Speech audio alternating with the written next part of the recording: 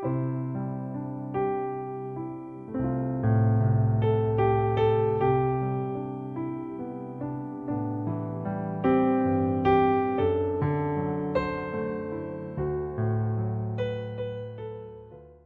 오늘 이 본문의 말씀을 가지고 살아있는 공동체, 예수 산길이란 제목으로 말씀을 나누고자 합니다. 우리 교회 이름에 산길, 즉 리빙 웨이란 단어가 들어가 있습니다. 살아있는 공동체라고 하는 말이 사실 우리 교회 이름 안에 이미 들어가 있습니다. 살아있다는 것은 참으로 소중한 것 같습니다. 그 살아있는 이 말씀으로 살아있는 공동체가 되어지기를 소망하는 마음으로 이 말씀을 나누고자 합니다. 제가 오늘 아침에 사진을 보내주시면 일어나서 아침을 사실 저 나름대로 먹었어요. 제가 먼저 일어나니까. 근데 아내가 이것을 내밀면서 First meal of the year 라고 저한테 얘기했습니다. 그래서 저한테 먼저 물어봤어요. 오트밀인데 이거 먹을 거냐. 나는 싫다고 그랬죠. 그런데 그런 말은 아랑곳 않고 저한테 이것을 내밀었습니다. 이 퍼스트 밀은 2025년도를 보여주는 하나의 상징적인 밀인 것 같습니다. 아내가 이 음식을 앞으로 먹이겠다라고 하는 그런 의미인 것 같습니다. 오트밀은 사실 제가 별로 좋아하지 않는 음식 중에 하나입니다. 아내는 엄청 좋아합니다. 건강한 음식이죠. 그래서 2025년도는 아내의 이 음식 기조를 제가 따라야 되겠다 이런 생각을 하면서 이 퍼스트 밀을 다 해치웠습니다.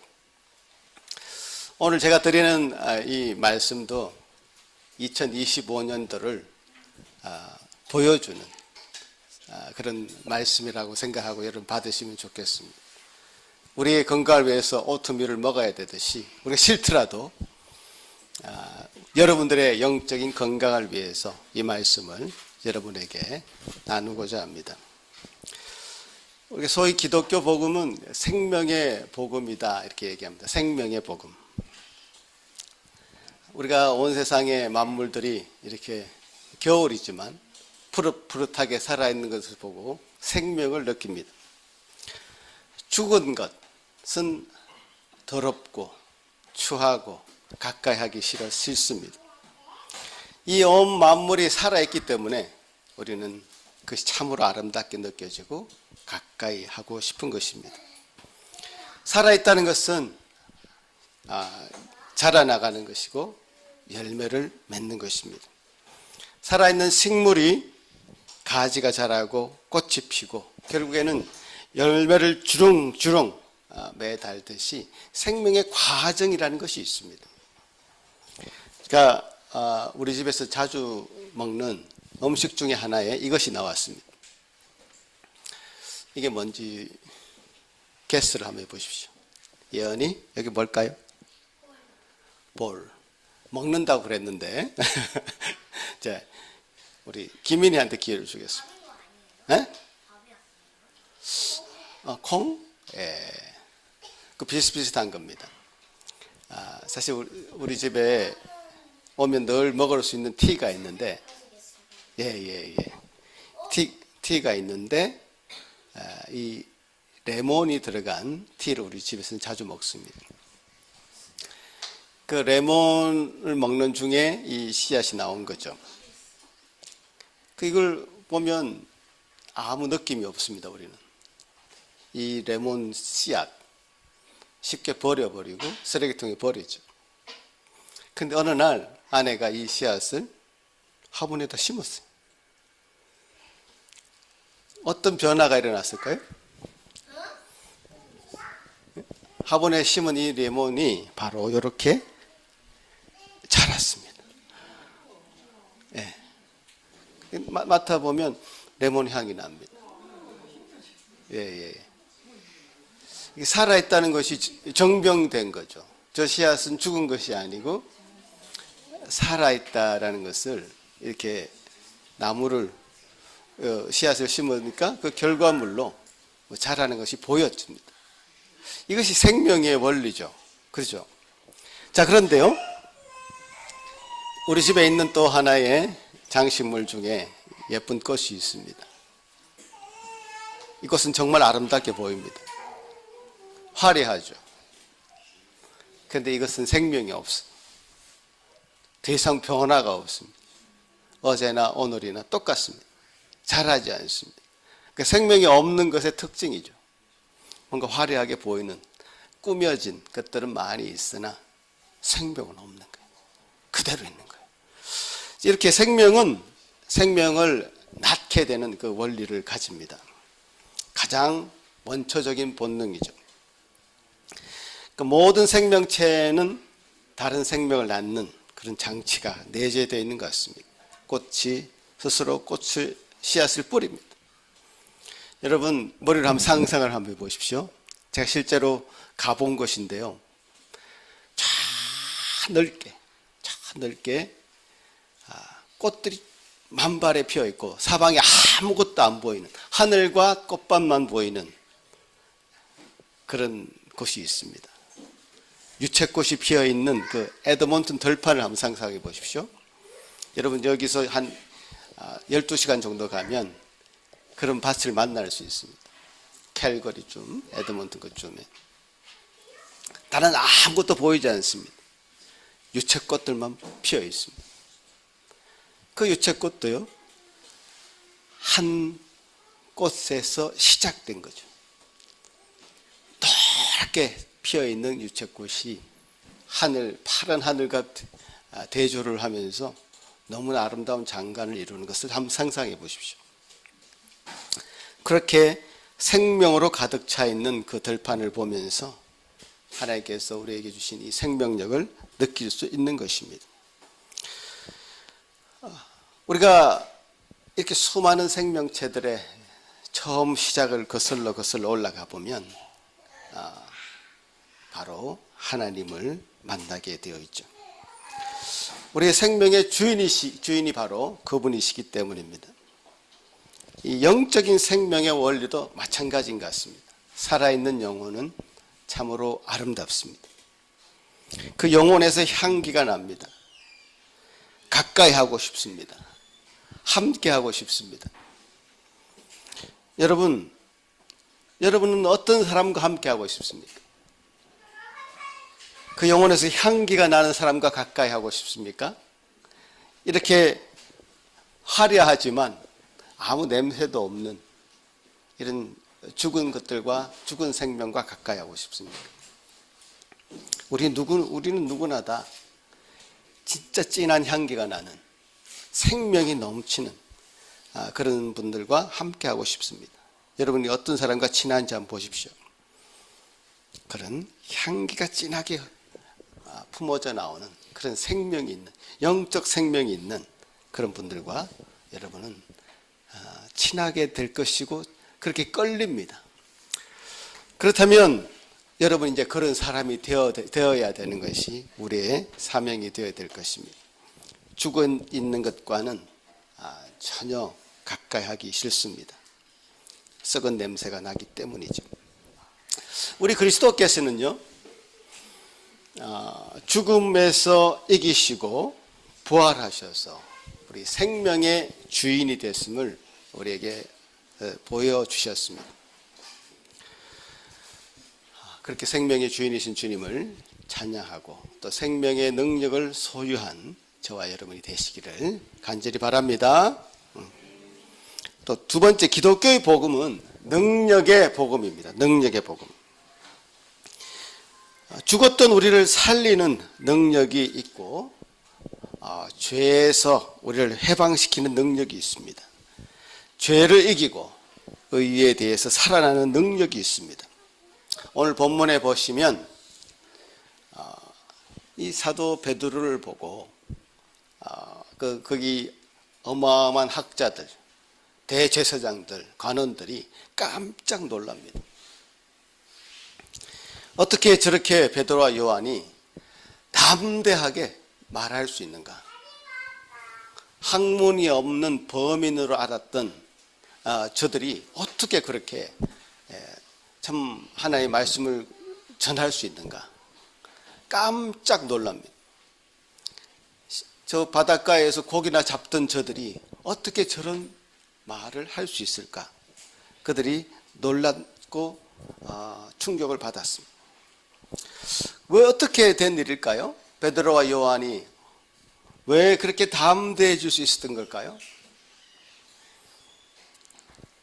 그들은 더 이상 권력이나 사람들을 두려워하지 않게 된 것입니다. 사람 말을 듣는 것보다 하나님 말씀을 듣는 것이 더 중요하다고, 더 옳다고 생각했기 때문입니다. 거침이 없었습니다. 아무 말이 막히지 않았습니다. 주저하지 않았습니다. 그 말에 강력한 힘을 느낄 수 있었습니다. 왜 그렇습니까? 그것은 하나님의 말씀이기 때문에 그렇습니다. 진리이기 때문에 그렇습니다. 자신의 이익을 위해서 하는 말은 힘이 없습니다. 속이는 말은 비굴합니다. 어떤 말을 해도 진실된 말은 힘이 있습니다. 베드로가요, 이렇게 된 것은 오늘 본문에도 얘기하지만 성령으로 충만해서 이렇게 되었다라고 얘기하고 있습니다. 성령으로 충만하기 전에, 하나님으로 가득 차기 전에는 베드로는 그러지 못했습니다. 예수님을 따라다니긴 했지만 어떤 의리, 충성심, 그런 것으로 스승을 따라다녔습니다. 베드로요, 예수님 하면 깜빡 죽었습니다. 예수님이 바다 위로 막 걸어오실 때 베드로는 겉옷을 입은 채로 바다에 풍덩 빠집니다. 예수님을 맞이하기 위해서.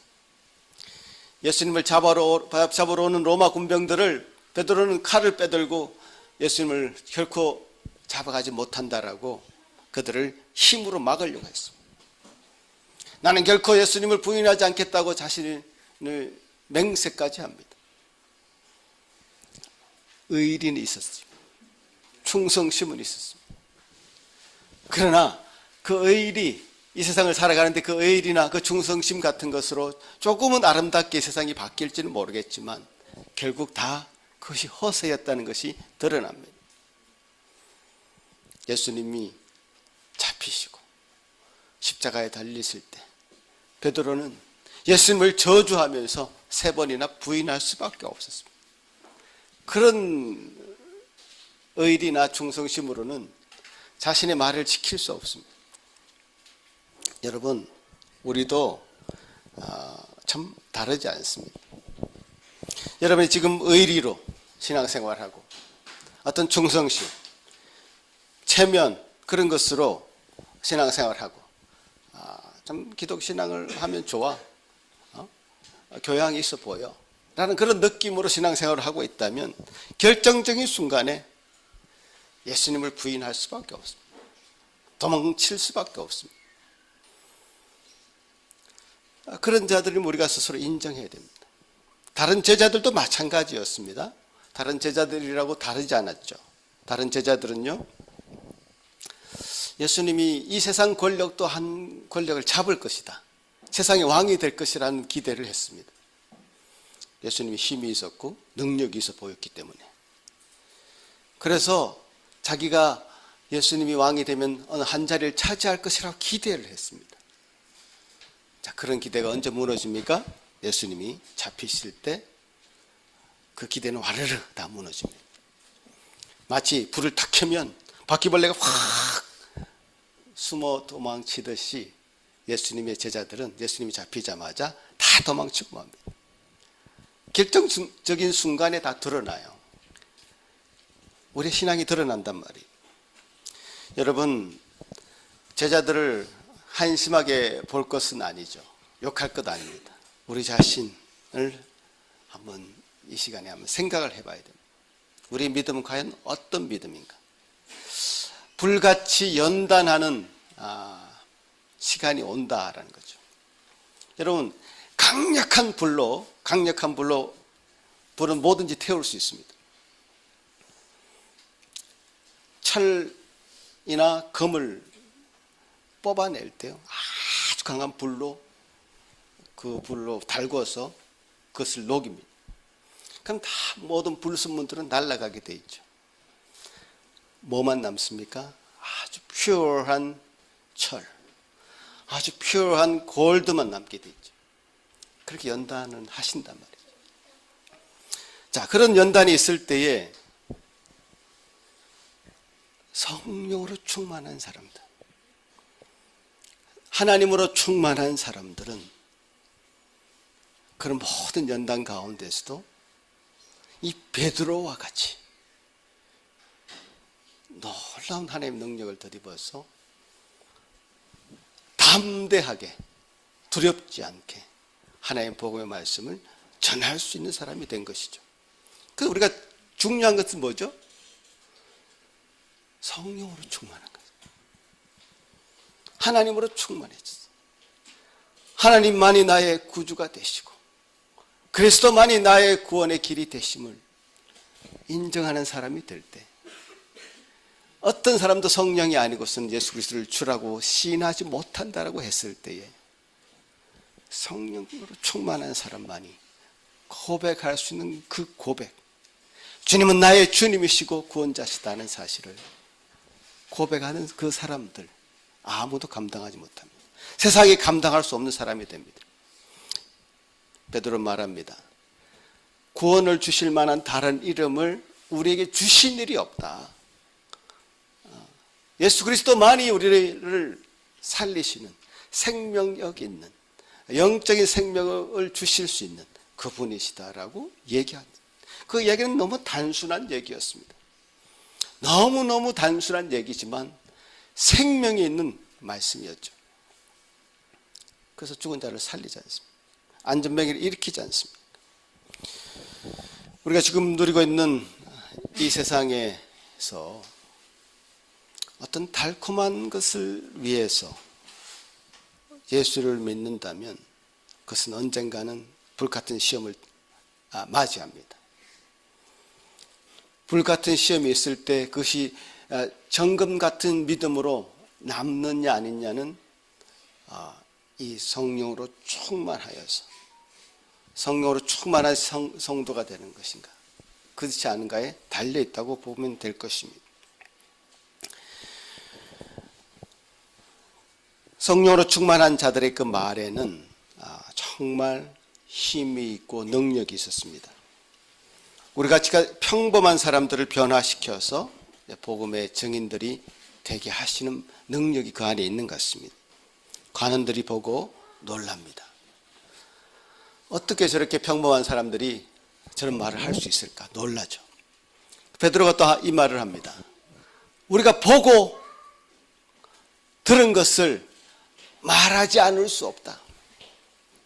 이 베드로의 말이 힘이 있었던 것은 자기가 경험한 거예요. 자기가 체험한 거예요. 하나님은 어떤 분이시고 그리스도는 어떤 분이시고 경험하고 보고 들은 것을 말하지 않을 수 없는데 그 말이 막힐 리가 없죠. 이 말이라는 것은 굉장히 신비한 능력이 있는 것 같습니다. 하나님 말씀은 살아있고 운동력이 있다고 말했는데 살아있단 말이에요. 마태복음에서도 그 살아있는 말씀을 씨앗으로 표현했습니다. 씨앗에 뿌려진 그것이 바로, 밭에 뿌려진 그 씨앗이 바로 하나님 말씀이라는 거죠. 말씀은 살아있기 때문에 이렇게 꽃이 핀단 말이죠. 신비합니다. 하나님 말씀으로 이 세상을 창조하셨죠. 그 말씀이 우리에게 육신이 되어 오셨습니다. 우린 또 지금 이렇게 말을 합니다. 이 말씀이 능력이 있다는 것은, 이 말씀은 참 신비한 능력이 있다는 것은 베드로를 보면서 우리가 느낍니다. 지금 이 시간에 저도 말을 합니다. 하나님의 말씀을 얘기합니다. 근데 이 신비한 능력은 하나님의 말씀을 받는 자들에게 정말 꿈틀거리는 생명력을 가지는 사람에게 이 말씀이 전거되었을 때 이 말씀은 살아있는 능력으로 나타납니다. 죽은 시체에게 아무리 말을 해봤자 그 말은 되돌아오지 않습니다. 지금 이 순간에도 여러분 중에는 이 말을 하나님께서 주신 말씀으로 믿음으로 받는 사람이 있을 것이고, 아니면 예배 끝나고 무슨 음식을 먹을까, 냄새가 좋은데 지금 무슨 냄새일까, 이런 생각으로 가득 차 있는 거예요. 다르겠죠. 그 말에 생명이 있다는 것이죠. 마찬가지입니다. 우리가 2025년도에 또 많은 말을 하면서 다닐 텐데, 이 말에 생명이 있다는 것을 기억하시고 어떤 말을 할 것인가, 한 가지 기억합시다. 베드로가 한 고백입니다. 보고 들은 것을 말하지 않을 수 없다. 같이 한번 따라합시다. 보고 들은 것을 말하지 않을 수 없다. 단순하죠. 여러분이 체험하신 그 하나님, 여러분이 경험하신 그 하나님, 여러분이 본 거, 들은 그 말씀, 그 말씀을 말하면 됩니다. 5천 명이 한꺼번에 그리스도를 믿는 그 놀라운 능력이 사도행전 초반에 일어납니다. 놀랍죠? 예수님의 사역 초기에, 또 이 사도행전의 사도들의 사역 초기에 일어났던 많은 일들을 보면 정말 놀랍습니다. 정말 죽은 자들이 일어나고요, 귀신 들린 자들이 쫓겨가고요, 안전뱅이가 일어나고요, 병자들, 문둥병 같은 병자들이 회복을 합니다. 혈루병자 회복합니다. 이런 일들이 예수님 사역 초기에, 또 이 사도들의 사역 초기인 이 사도행전 초반에 너무너무 많이 나타납니다. 지금 무엇을 얘기하냐면, 하나님의 말씀은 능력이 있다는 거예요. 하나님 나라는 그런 것이다 말이에요. 하나님 나라는 정말 어떤 아픔도 없고 또 고통이 없고 온전히 회복된, 하나님께서 우리를 창조하신 그대로의 모습이 복원되는, 회복되는, 그것이 바로 하나님의 나라의 모습이라는 것을 이 예수님의 사역을 통해서, 사도들의 사역을 통해서 우리에게 정말 적나라하게 그대로 보여주셨습니다. 자, 이 패턴이 비슷한데요, 예수님의 그 사역 후반, 복음서 후반, 그런 기적적인 능력 같은 것들이 별로 나타나지 않습니다. 그 대신 예수님은 쫓겨다닙니다. 고난당하시죠. 십자가에 달려 돌아가십니다. 사도들도 마찬가지입니다. 사도들의 그 능력 있는 말씀이 사도행전 초반에 나타났다가 사도 바울 어떻게 됩니까? 죄수의 몸으로 로마에 압송됩니다. 베드로 핍박받습니다. 성경에 나오지 않지만 거꾸로 십자가에 매달려 돌아가셨다고 이렇게 기록이 됩니다. 스데반 집사 같은 사람 돌에 맞아 죽습니다. 이게 언밸런스 같이 보이지만 이게 도대체 뭐냐, 이 용두사미가 아니냐, 이렇게 느껴질 수도 있겠지만 그것이 아니죠. 이 능력이라는 것은 죽음에서 다시 살아오는 것보다 죽음을 극복하는 것이 능력이죠. 죽음을 이기는 것이 능력이죠. 성령으로 충만한 사람들은, 그죠? 어떤 죽음에서 살아나오는 것, 다시 죽을 것인데 왜 살아나옵니까? 그죠? 그 죽음을 두려워하지 않게 되는, 죽음을 이기는 능력. 우리 주님께서 죽음을 이기시고 부활하셨듯이 부활하시는 그 생명을 가진 능력, 그것이 있는 자들입니다. 그것이 진정한 능력이죠. 너무너무 극심한 불같은 연단 속에서도 퓨어한 그 골드가 나오듯이 그것을 이겨내는, 고난을 이겨내는 힘, 여러 가지 연단 상황 가운데서도 결코 믿음을 부인하지 않고 믿음 가운데 나아갈 수 있는 그 힘, 그 힘을 갖게 되는 것이죠. 그런 것이 정말 살아있는 영적인 생명이 있는 공동체의 특징이 아닐까요? 난 그것을 2025년도 우리 예수 산길 교회가 붙잡고 나가야 되는 first meal이라고 생각합니다. 이 first meal을 잘 받으십시오. 이 기초가 계속 이어져 갈 것입니다. 주님께서는 우리가 살아있는 공동체라는 것을 우리에게 이 말씀으로 컨펌해 주는 것 같습니다.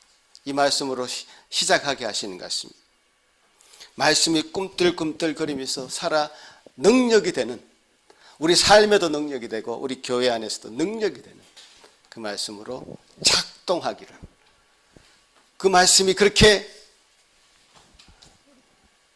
살아서 운동력이 있어서 능력으로 나타나는 것을 우리가 모두가 보고 느낄 수 있는 그런 공동체, 그런 공동체가 되어지기를 간절히 바라는 것입니다. 다른 원리가 지배를 하는 교회는 다 망합니다. 어떤 경영, 어떤 심리학, 그런 것으로 교회가 경영되고 운영되는 것, 그리고 수입과 지출의 원리, 경제적인 원리, 우리가 그런 커뮤니티가 아니죠. 하나님의 살아있는 생명력이 있는 공동체, 그것이 지배하는 교회, 그 교회만이 진정한 하나님의 교회라고 할 수 있는 것입니다. 우리가 다른 말을 하자는 것이 아닙니다. 보고 들은 것을 말하자는 것이고, 그것이 우리의 2025년도의 기조가 되는 그런 말씀으로 여러분 다 받으시고, 우리 모두가 구원을 받은 자고 구원을 증거하는 정인으로의 삶을 살자는 것입니다. 정의는 너무 단순합니다. 여러분, 교통사고를 누가 가다가 당했는데 그것을 여러분이 봤어요. 너무 심플하잖아요. 내가 봤다. 어떻게 사고를 당했고 어떻게 사고를 당했다. 봤어요. 근데 그것을 침묵하고 있다면 그 자체가 우리 마음의 죄책감을 갖게 만드는 어떤 그것이죠. 운전자들은요, 그 상황에서 잘 몰라요. 어떤 일이 당했는지, 내가 당했는지 가해를 했는지 잘 모를 수 있어요. 그러나 정의는 분명히 압니다. 또 그것은 너무 단순합니다. 본 것을 말하면 되죠. 그래서 우리가 예수 그리스도의 제자들, 이 가지고 있었던 그 신자로서의 정체성은 바로 정인, 나는 정인이다. 위트니스다. 자기가 보고 들은 것을 그냥 말하는 것, 그것이 정인이단 말이죠. 그 정인으로서의 정체성, 2025년도 우리 예수 산길 모든 성도들이 가져야 될 정체성입니다. 나는 정인이다. 내가 봤다. 내가 경험했다. 그것을 말하는 정인 공동체로 한 해를 살아가는 저와 여러분이 되시기를 간절히 바라겠습니다. 기도합니다. 하나님 아버지, 감사합니다. 우리에게 주신 그 놀라우신 은혜가 참 이 말씀으로 우리에게 주어져서 또 이 말씀이 살아있고 운동력이 있어서 우리 마음을 요동치며 생명력 있게 만드는 것 참 감사합니다. 아버지 하나님, 도와주시옵소서. 참 성령으로 충만하지 않을 때 우리가 얼마나 약한 모습이 될 수밖에 없는지 우리가 제자들의 모습을 보면서 알게 되었고, 또 그 반대로 성령으로 충만했을 때 어떤 역사들이 나타나는지, 제자들이 어떤 변화의 모습이 보이는지, 어떤 생명력으로 자신에게 그 공동체에 영향을 미치는지 또 보여주시니 감사합니다.